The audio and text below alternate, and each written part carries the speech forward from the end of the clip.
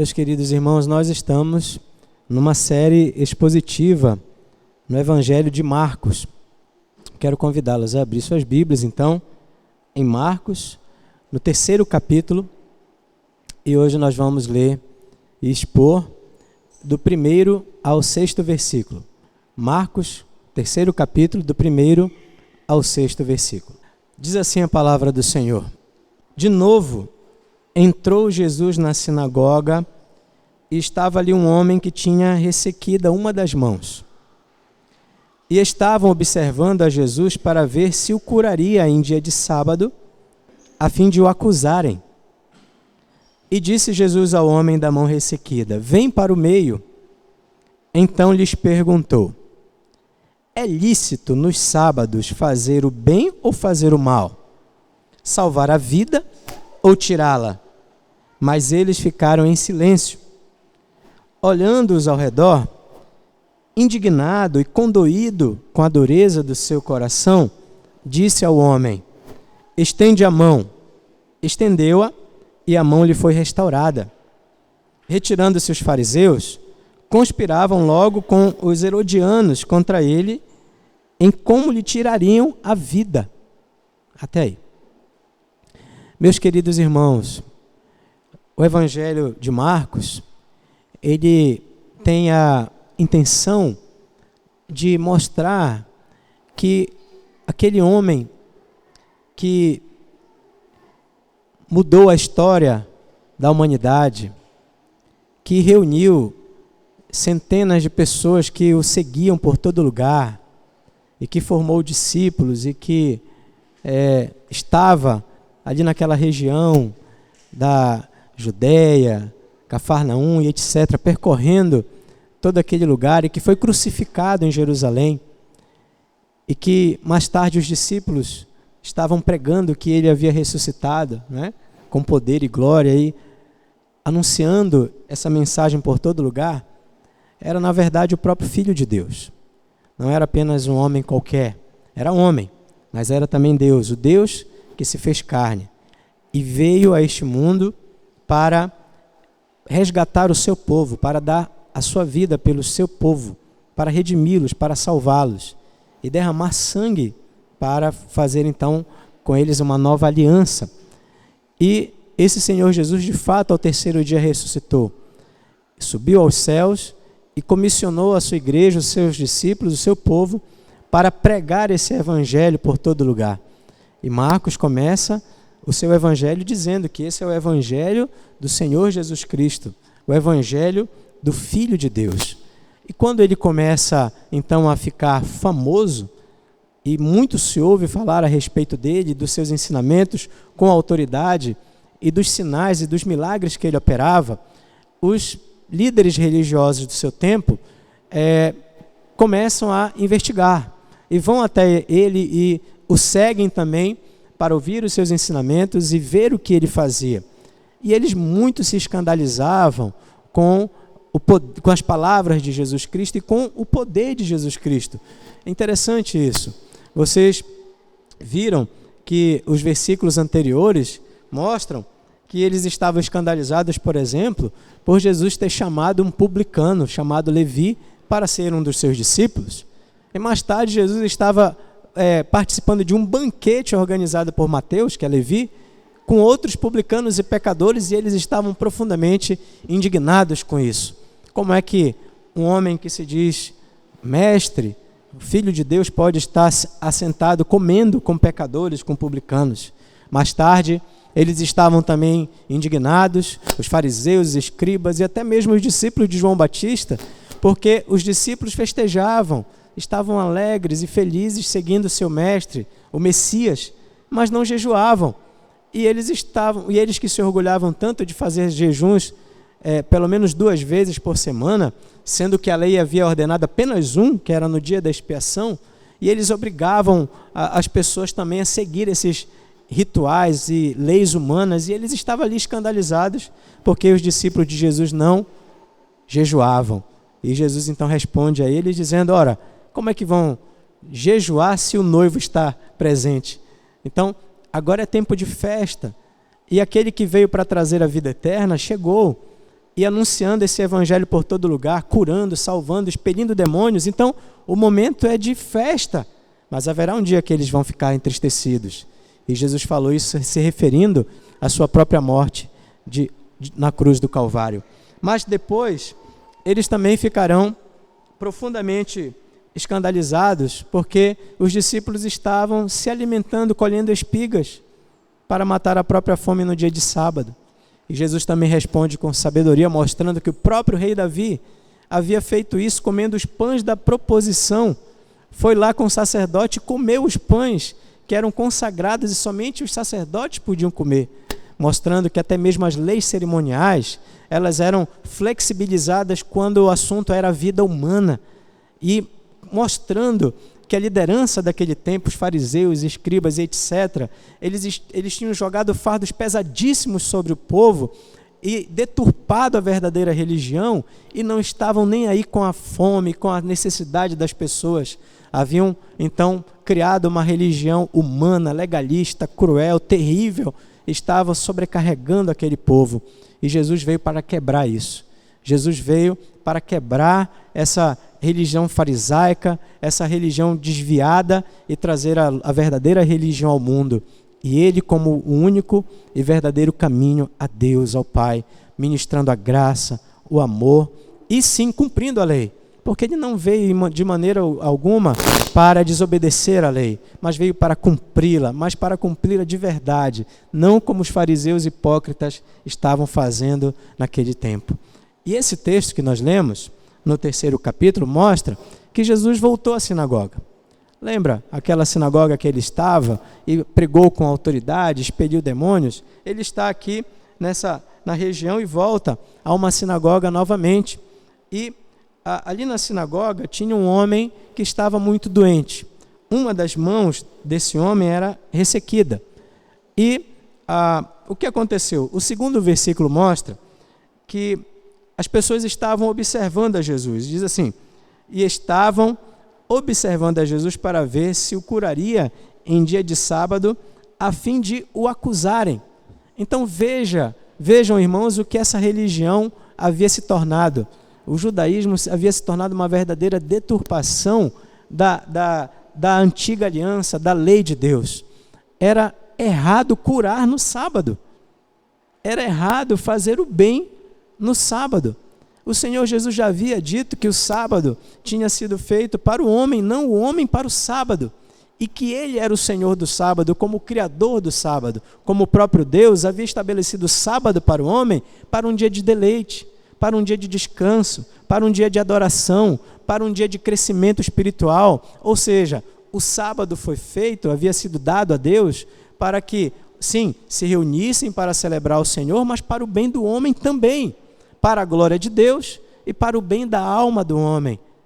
E agora, os fariseus, escribas, os religiosos daquele tempo e os seus seguidores, os legalistas, estavam agora observando a Jesus. Tinha um homem doente ali, um homem precisando de cura, de auxílio, de socorro, e eles observando para ver se de repente Jesus teria audácias, entre aspas, de curar aquele homem, porque eles queriam acusar a ele de alguma coisa.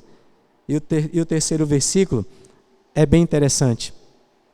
Jesus não está nem aí para as tradições humanas, para as deturpações da verdadeira fé, para a religião desviada. Ele não está nem aí. Ele não vai se submeter a isso jamais.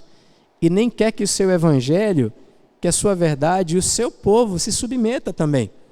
O 3º versículo diz assim: e disse Jesus ao homem da mão ressequida: vem para o meio.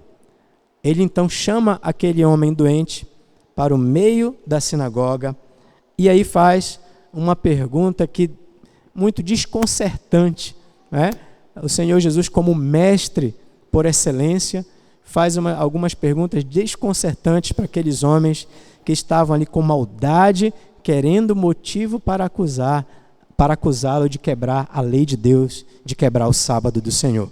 Vejam a pergunta no 4º versículo: é lícito nos sábados fazer o bem ou fazer o mal? Salvar a vida ou tirá-la? Mas eles ficaram profundamente em silêncio. A pergunta do Senhor Jesus é muito interessante. Ora, eu quero saber de vocês, me digam, o sábado foi dado por Deus como lei para que o seu povo observasse. A pergunta é a seguinte: é correto no sábado fazer o bem? Ou é correto fazer o mal? É correto no sábado salvar uma vida? Ou será que o correto mesmo é matar? É assassinar? É correto no sábado perdoar alguém? Ou o correto mesmo é alimentar mais ódio? É correto no sábado alimentar uma alma faminta? Alguém que está com necessidade, com fome? Ou o correto mesmo é roubar? O correto mesmo é tirar de?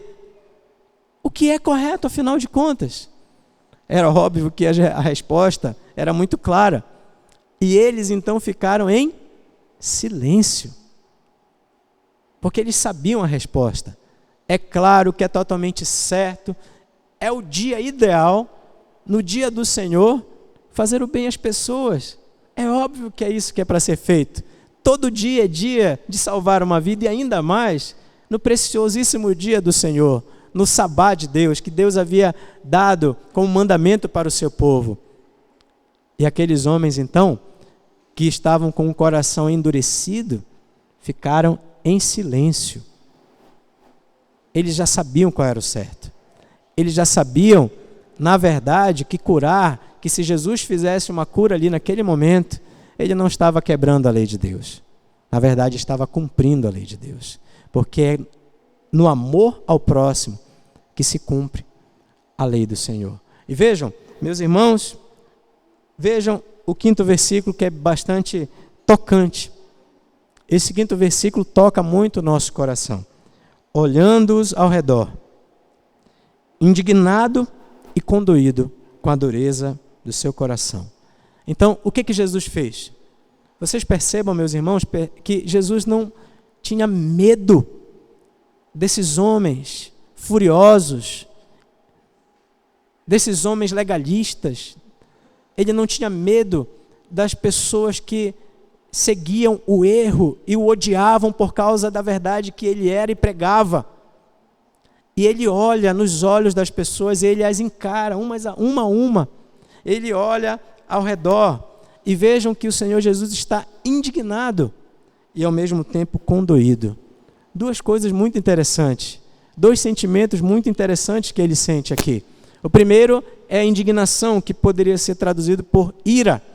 Ele ficou irado com aqueles homens, com a maldade deles, com a perversidade deles, com a ruína espiritual deles, todos ali travestidos de religiosos, frequentando as sinagogas, abrindo as leis, lendo os rolos, os profetas, se dizendo sábios, conhecedores da vontade de Deus, mas ao mesmo tempo sobrecarregando o povo, mas ao mesmo tempo desviando o povo, mas ao mesmo tempo exigindo do povo o que eles mesmos não queriam fazer e cumprir. Hipócritas, legalistas, malditos.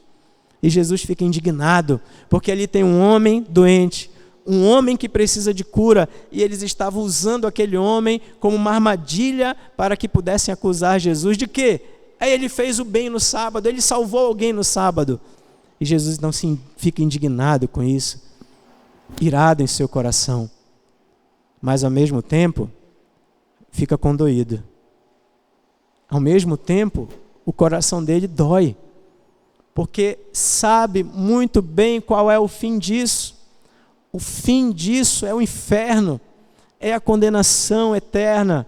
O fim disso é a destruição. E o Senhor Jesus então se indigna e ao mesmo tempo fica condoído, irado, e ao mesmo tempo o seu coração fica entristecido, porque não há prazer na morte do ímpio. Mas essa é a realidade. Essa é a realidade dura e difícil. Mas como eu disse, ele não está nem aí para a falsa religião. Ele não vai se submeter jamais à falsa religião. E o que ele faz? Disse ao homem, estende a mão. O homem estendeu-a, e a mão lhe foi restaurada. Naquele dia de sábado, na sinagoga, o homem fica curado. A mão ressequida agora agora está curada, está totalmente restaurada. Mas vejam, meus irmãos, a tremenda maldade do coração do homem. Vejam o que o pecado fez no coração do homem. Vejam como o pecado depravou o homem e o coração do homem é corrupto e é mau. O que eles fizeram? Vejam o versículo seguinte, o 6º versículo diz assim: retirando-se os fariseus, conspiravam logo com os herodianos contra ele, em como lhe tirariam a vida.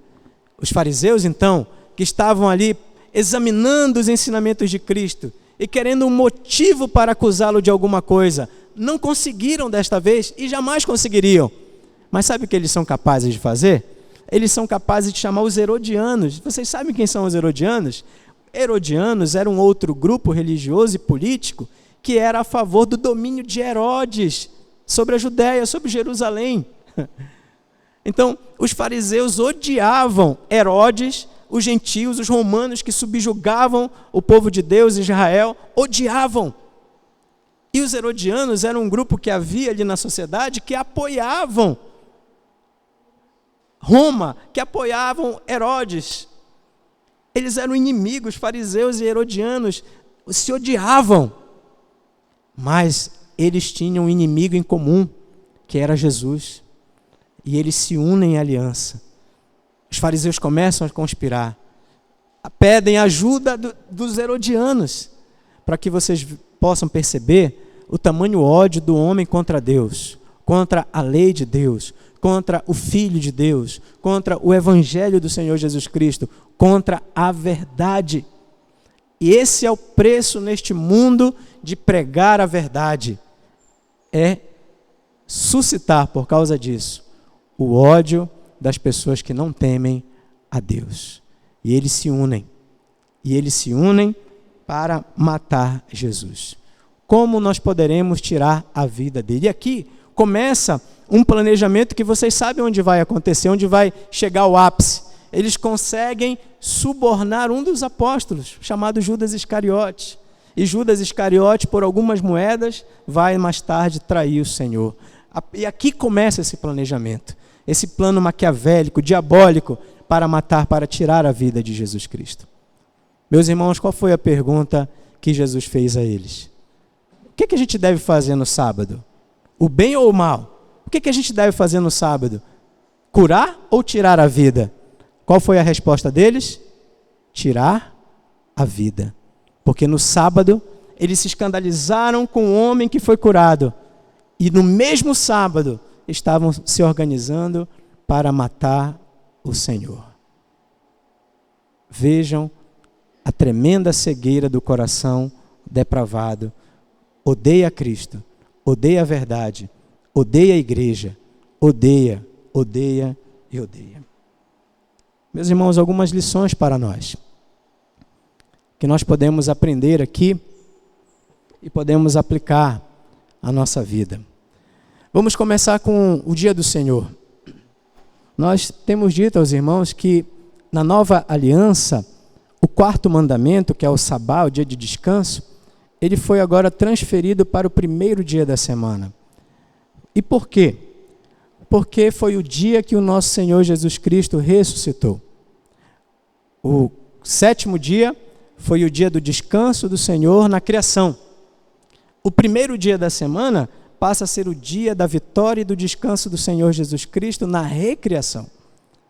E Ele agora faz do seu povo novas criaturas, e o ápice disso tudo vai ser a restauração de todas as coisas quando Ele voltar.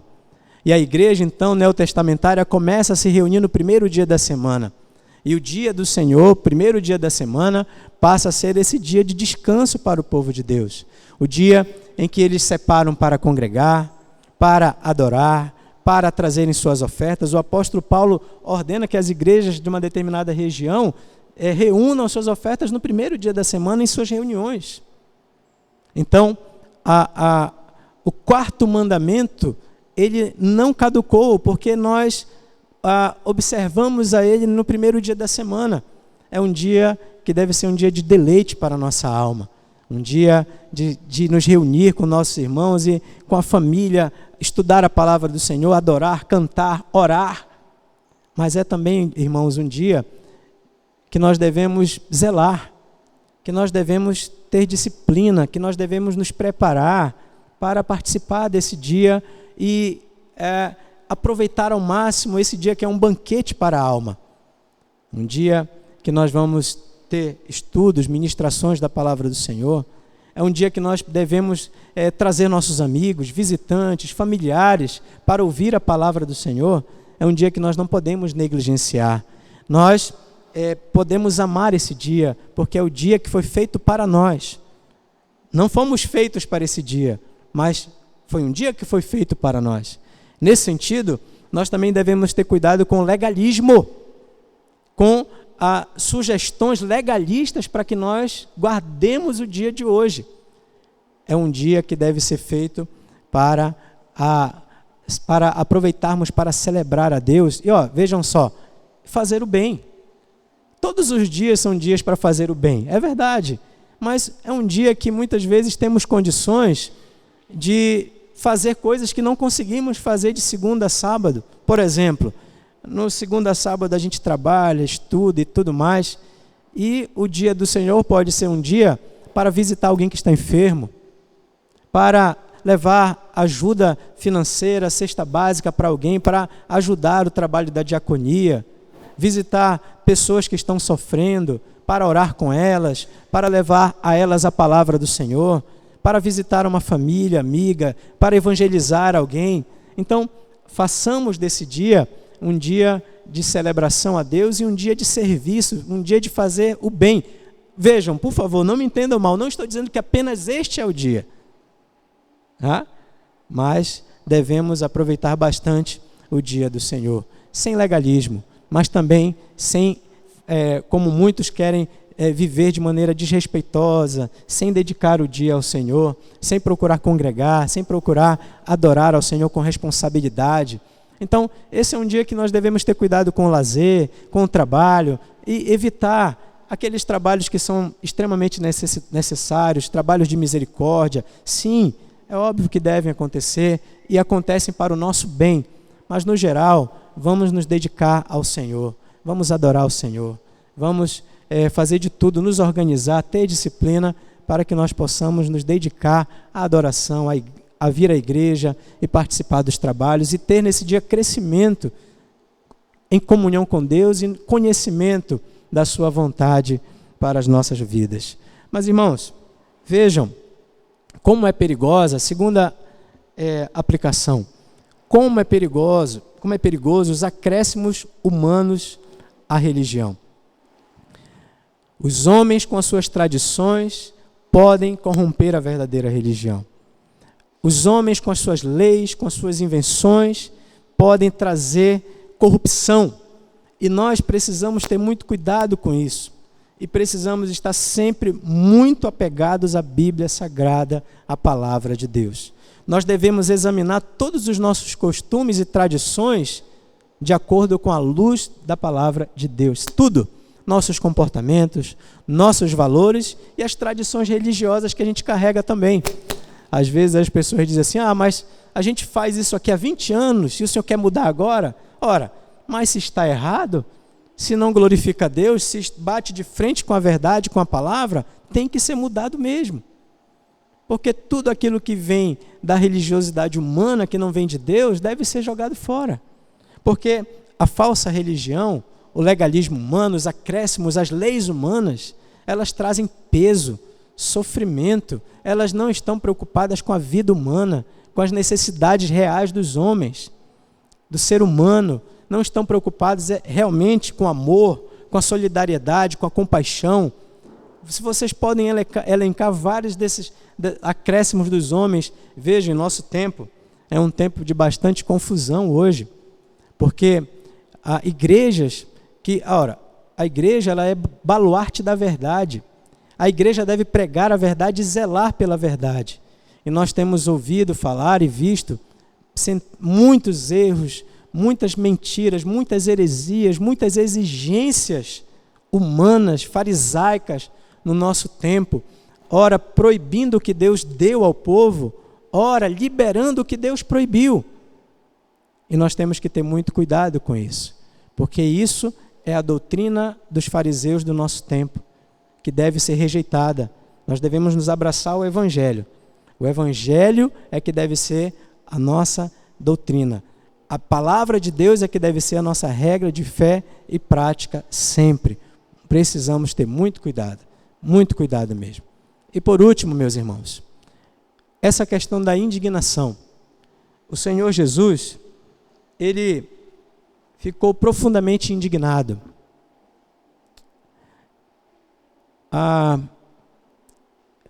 Como anda nosso coração nesse sentido?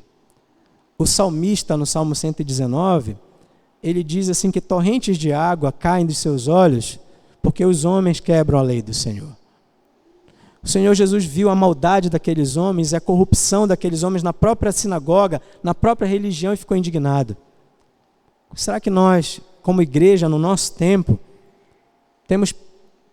estamos também indignados quando a gente percebe a maldade crescendo no nosso tempo, a violência, o erro religioso, as falsas doutrinas sendo pregadas na TV, na internet, sendo espalhadas, desviando pessoas? Será que nós temos nos entristecido quando nós percebemos as pessoas seguindo o erro, dando ouvidos à mentira, caminhando um caminho tortuoso, seguindo o próprio coração corrompido em vez de seguir a verdade? Será que quando isso acontece nós ficamos indignados, entristecidos? Será que nossos olhos estão...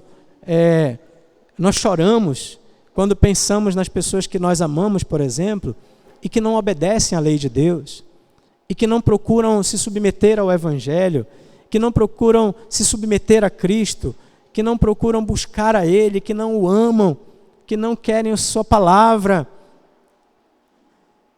Será que nós, como igreja, ficamos entristecidos quando olhamos lá fora e percebemos o avançar da corrupção, que rouba o nosso povo, que mata o nosso povo? Será que nós estamos entristecidos? Será que nós estamos preocupados com isso? Em ser voz profética no nosso tempo, em procurar de maneira social os meios lícitos, corretos e justos para fazer diferença? Será que nós estamos orando pela nossa nação? Será que nós estamos anunciando o Evangelho no nosso país, na nossa cidade, para os nossos amigos? Será que nós estamos preocupados em quebrar essa idolatria que domina as ruas da nossa cidade? Será que nós estamos preocupados em quebrar o ateísmo, quebrar os falsos deuses desse tempo, que foram construídos e edificados pelos próprios homens, com as suas ilusões e fantasias, e não glorificam a Deus, não o adoram, não querem a verdade dele? Nós estamos indignados com isso, nós estamos condoídos com essa situação, e nós estamos reagindo a isso com sabedoria, com oração e com a pregação poderosa da palavra. Será que nós estamos seguindo os passos do nosso mestre nesse sentido? Ou será que nós estamos ocupados demais para se preocupar com isso? Será que nós estamos ocupados demais com nossos estudos, ganhando nosso dinheiro, com as nossas... temos problemas demais já para nos preocupar, e nós estamos nos comportando como se nós fôssemos o centro de tudo, quando na verdade nós temos um papel aqui para desenvolver, um papel que foi nos dado por Deus quando nos deu a grande comissão de pregar e fazer discípulos por todo lugar. Porque se tem uma maneira de fazer o bem para a nossa sociedade, essa maneira é pregar a verdade, é pregar o Evangelho. Porque somente o Evangelho pode, o Espírito Santo aplicar a palavra dele, a pregação da palavra, para quebrar o coração farisaico, para quebrar e mudar e modificar o coração endurecido, cheio de ódio. Somente o Espírito Santo, somente a poderosa pregação do Evangelho pode transformar as pessoas e pode mudar a situação espiritual da falsa religião, das pessoas que estão escravizadas pelos vícios, pelo erro, pela falsa religião. Somente a pregação do Evangelho pode transformar o nosso país. Mas para isso, Nós precisamos estar incomodados com a situação da nossa família, da nossa cidade, do nosso país. Nós precisamos pensar nisso. Por favor, fale com Deus hoje, agora. Coloque-se diante dele. Peça a ele que o erro farisaico nunca chegue a você. Que o seu coração seja um coração sensível à necessidade das pessoas. Que você possa se encher de compaixão das pessoas de mãos ressequidas. Possa lutar por elas, fazer o bem a elas, ajudá-las em suas necessidades, para a glória de Deus. Peça ao Senhor Deus que você possa não ficar acostumado com tudo de errado que há. Que você possa sentir indignação, nojo da maldade, da corrupção, da mentira. E você possa fazer diferença no nosso tempo. E acredite, a diferença nós faremos de verdade se nós pregarmos este evangelho poderoso, que transforma, que salva. Somente o Espírito Santo pode mudar o coração do homem. Somente o Espírito Santo pode mudar o homem. Somente a pregação poderosa, porque a fé vem pelo ouvir a poderosa pregação do evangelho.